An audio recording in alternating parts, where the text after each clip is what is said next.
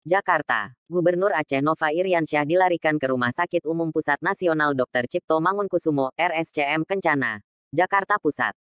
Nova diketahui alami patah tulang pinggul saat berolahraga. Hingga hari kedua kondisi Pak Gubernur terus membaik. Gubernur Aceh mengalami patah tulang di paha kiri bagian atas pinggul, kata Kepala Badan Penghubung Pemerintah Aceh (BPPA) Almuniza Kamal. Seperti dilansir dari Antara, Jumat, tanggal 8 Oktober tahun 2021.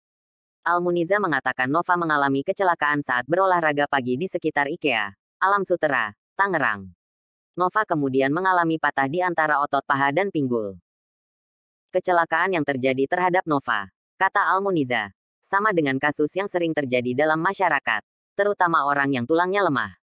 Olahraga dan trauma juga dapat memicu peristiwa tersebut.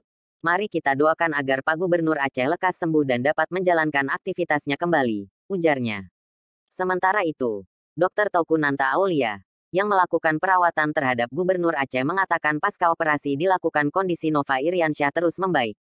Dia menyebut Nova sudah dipasang pen. Alhamdulillah sekarang kondisinya sangat baik. Beliau sudah dipasang pen pada tulang paha bagian atas. Tulang yang patah itu di paha kiri bagian atas, disebut dengan intertrochanteric femur, kata Dr. Tauku Nanta. Menurutnya, dengan kondisi yang terus membaik, diperkirakan kesembuhan Gubernur Aceh akan lebih cepat. Hal itu sama dengan kondisi pasien lain pada umumnya.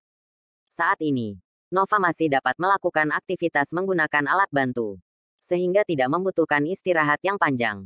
Kita memprediksikan jika Gubernur Aceh akan pulih total sekitar 3-4 minggu ke depan. Demikian Dr. Tauku Nanta.